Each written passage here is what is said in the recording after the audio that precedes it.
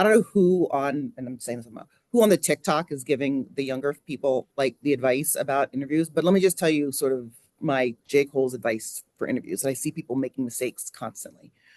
The first thing is your resume is the facts, right? Your cover letter is why do you want this job? You need both things. Whoever's telling them not to write cover letters are stupid. Write me a cover letter that tells me not why you want a job, why you want this job. Like, what do you want this job here? Especially if you're doing any kind of a change or you're looking for a leadership, like, I hate cover letters. I think cover letters are going away. I really do. I hate they're them. not. They're not. Why do you hate them? Because it's just a bunch of people saying. This is exactly what we're talking about now. It's a bunch of people just saying I will they die want. on this hill. And I will too. So I want to see a cover. I want to see someone. And honestly, I value that. You look at a resume, and sometimes they have a mission statement, and I don't like that at all. I don't either, and that's what I say. I want to know a little bit. I want, to Jay's point specifically. Yes. What are you doing here? Why are you here? Yes. But I might not even get to the resume if the cover letter is. A cover letter will get you sloppy. an interview where your resume might have been like in the middle of the pack if you've done the following things. The amount of people for jobs who don't take the amount of time to look up who's running the agency. Sure. Right? Yeah. Who don't know anything about the agency. In a cover letter, you can tell me that you spent 30 seconds Googling. I would like to work at the Fairfax County Park Authority. I love the stuff that you guys are doing right now with PROSA. It's really, cutting edge, blah, blah, blah. I'm at my job, blah, blah, blah. I'm interested in moving more to the East Coast. It's a really good way of saying, are you just splattering the country with resumes, or are you trying to get back to the DC area for a specific purpose? I grew up there. My family's from there. But I've literally given people interviews because of the cover letter. You need to tell me in your cover letter how the job that you have translates in the job you're applying for. I've been doing X, Y, and Z. I did a whole bunch of event planning, which really transitions well into this event planning job. You can get a job without a cover letter, but you want to get into a room. It's a really great way of separating yourself, because people are telling people that cover letters are going away. Especially when you want that position and your resume may not get you the interview. If they aren't ready and the market is a little bit low, why am I bringing someone in an interview that's resume is 6, 7, 8 down the list when it comes to the data and the stats? But when you're interviewing for jobs, the trick is you need to check as many boxes as possible. And you need to check the boxes that don't disqualify you.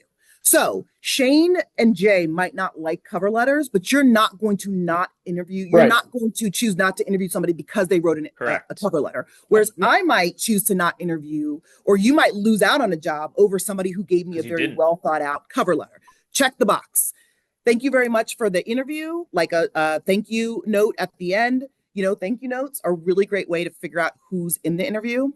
Little trick and note that I give people. Call the person who's scheduling them and saying, hey, I would like to have a group of thank you notes that I can send out right after the interview. Could you give me the names of the people who are on the panel? I guarantee you they're not going to say no. It gives you, especially if it's right before or the day of, so it's not it gives you 3 hours to look them up.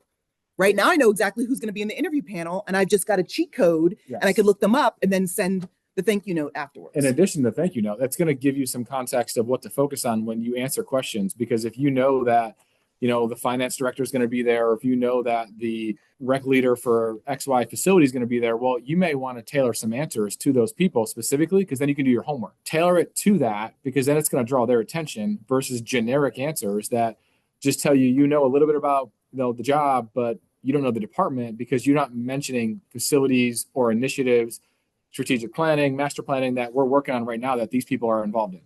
So I was interviewing for my job, and I was talking to somebody about it. Yes, but they're kind of a boys club, and all they like to talk about is basketball. I'm like, cha-ching, great. Tell me more. So I'm looking up who the deputy director is, who would be my dotted line, deputy county executive. I think Chris is still the 3-point leader at West Virginia. He played at West Virginia.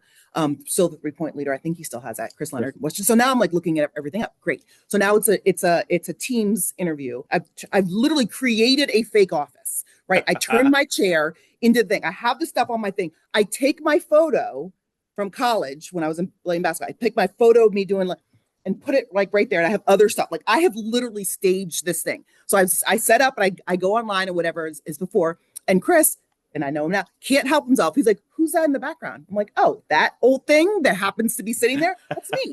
And he's like, did you play basketball? I did, in fact. And we have a whole conversation about that. And now he's like, when I told him, he goes, you actually set that up? I'm like, of course I set that up. Of That's course awesome. I did. That's pretty Exactly. genius. In order to have that conversation or that link to, and it's literally that. Sometimes it's that conversation that I know. And I tell people all the time, nobody wants to be in an interview. The people who are interviewing you, if you walk in thinking that nobody wants to be there and your goal is just to make the most out of the hour that you have and make them like you while knowing your stuff, that is really important. People who go in, it's just about facts. Yeah. No, I got to spend 8 hours of my life with you every single day. We got to have some sort of a connection outside of recreation or whatever it is. You got to make me laugh, make me giggle, like do something that's an interactive sort of conversation that makes it feel not like an interview and you're like 90% of the way there.